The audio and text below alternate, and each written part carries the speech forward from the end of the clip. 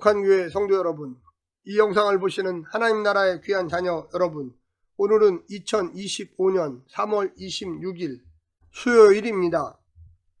오늘 매일성경 본문에서는 세 번째는 잃어버린 아들을 되찾는 비유입니다.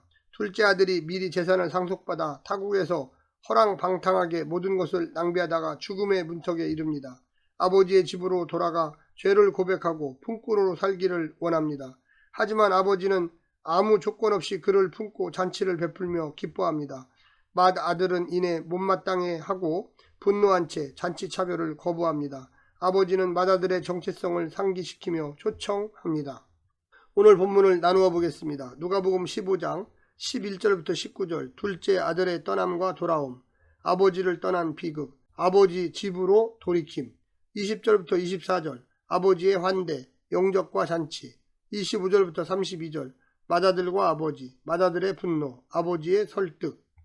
오늘 본문 누가복음 15장 11절부터 32절 말씀을 듣고 다시 오겠습니다. 또 이르시되 어떤 사람에게 두 아들이 있는데 그 둘째가 아버지에게 말하되 아버지여 재산 중에서 내게 돌아올 분깃을 내게 주소서 하는지라. 아버지가 그 살림을 각각 나눠 주었더니 그 후 며칠이 안 되어 둘째 아들이 재물을 다 모아가지고 먼 나라에 가 거기서 허랑방탕하여 그 재산을 낭비하더니 다 없앤 후 그 나라에 크게 흉년이 들어가 그가 비로소 궁핍한지라.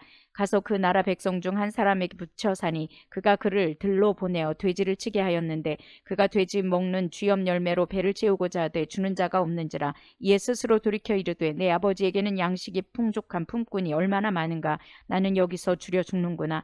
내가 일어나 아버지께 가서 이르기를 아버지 내가 하늘과 아버지께 죄를 지었사오니 지금부터는 아버지의 아들이라 일컬음을 감당하지 못하겠나이다. 나를 품꾼의 하나로 보소서 하리라 하고 이에 일어나서 아버지께로 돌아가니라. 아직도 거리가 먼데 아버지가 그를 보고 측은히 여겨 달려가 목을 안고 입을 맞추니 아들이 이르되 아버지 내가 하늘과 아버지께 죄를 지었사오니 지금부터는 아버지의 아들이라 일컬음을 감당하지 못하겠나이다 하나 아버지는 종들에게 이르되 제일 좋은 옷을 내어다가 입히고 손에 가락지를 끼우고 발에 신을 신기라. 그리고 살진 송아지를 끌어다가 잡으라. 우리가 먹고 즐기자. 이 내 아들은 죽었다가 다시 살아났으며 내가 잃었다가 다시 얻었노라 하니 그들이 즐거워하더라. 맏아들은 밭에 있다가 돌아와 집에 가까이 왔을 때 풍악과 춤추는 소리를 듣고 한 종을 불러 이 무슨 일인가 물은데 대답하되 당신의 동생이 돌아왔음에 당신의 아버지가 건강한 그를 다시 맞아들이게 됨으로 인하여 살진 송아지를 잡았나이다 하니 그가 노하여 들어가고자 하지 아니하거늘 아버지가 나와서 권한대 아버지께 대답하여 이르되 내가 여러 해 아버지를 섬겨 명을 어김이 없거늘 내게는 염소 새끼라도 주어 나와 내 벗으로 즐기게 하신 일이 없더니 아버지의 살림을 창녀들과 함께 삼켜버린 이 아들이 돌아오매 이를 위하여 살진 송아지를 잡으셨나이다. 아버지가 이르되 이에 너는 항상 나와 함께 있으니 내 것이 다 내 것이로되 이 내 동생은 죽었다가 살아났으며 내가 잃었다가 얻었기로 우리가 즐거워하고 기뻐하는 것이 마땅하다 하니라. 본문은 누가복음에 등장하는 비유 중 복음을 가장 명징하게 그려주는 비유라 해도 과언이 아닙니다. 잃었던 것을 되찾는 기쁨이 최대로 증폭됩니다. 양, 드라크마, 아들 각각 100에서 하나, 10에서 하나, 2에서 하나로 좁혀지며 기쁨의 크기도 커집니다. 묘사 방식은 앞의 두 비유와 유사합니다. 죄인의 회개와 그것을 기뻐하시는 하나님, 하나님의 환대와 잔치, 그리고 가정 모티브 등이 중심 주제로 한데 엮여 있습니다. 오늘 본문을 세 부분으로 나누어 자세히 설명드리겠습니다. 첫 번째, 아버지 집을 떠나는 둘째 아들.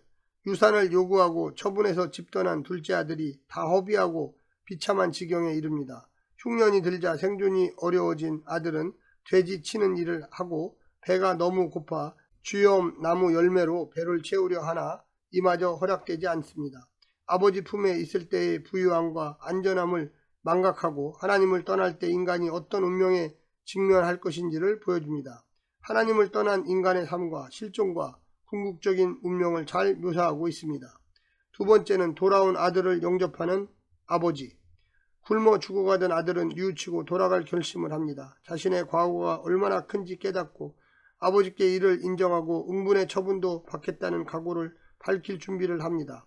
하지만 날마다 아들을 기다리던 아버지는 멀리서도 즉시 아들임을 알아보고 달려가 얼싸안고 입을 맞춥니다. 아들은 몸둘 바를 모르지만 아버지는 개의치 않고 즉각 아들의 지위를 회복시킵니다. 성대한 잔치를 베풉니다. 예수님은 죄인 하나가 돌아올 때의 기쁨과 가치를 이 아버지의 모습으로 묘사합니다. 사람들의 눈에 이해할 수 없는 사랑으로 행하는 아버지는 곧 하나님의 모습입니다. 하나님을 안다는 것은 그 사랑을 아는 것입니다. 마지막 세 번째는 동생을 환영하지 않는 첫째 아들.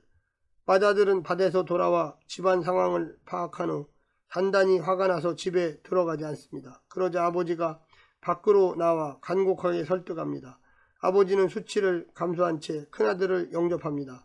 그러나 큰아들은 여러 해 섬겼음에도 자신에게는 염소 새끼 한 마리 잡아주지 않던 아버지가 허랑방탕하게 산 동생을 위해서는 송아지까지 잡았다며 불만을 토로합니다. 그러나 아버지는 그런 아들의 허물을 질책하지 않고 장자의 지위를 일깨우며 다독하고 단치의 정당성을 설득합니다. 그럼에도 바리새인들은 죄인들의 잘못과 정죄의 정당성만을 논쟁하며 전혀 연민을 보이지 않습니다. 자기 의에 취하면 수혜를 망각하고 정죄를 일삼는 비정한 인간이 되어버립니다. 사랑하는 성도 여러분, 오늘 하루도 힘내시고요. 하나님의 놀라운 축복과 은혜가 늘 함께하기를 간절히 바랍니다. 샬롬.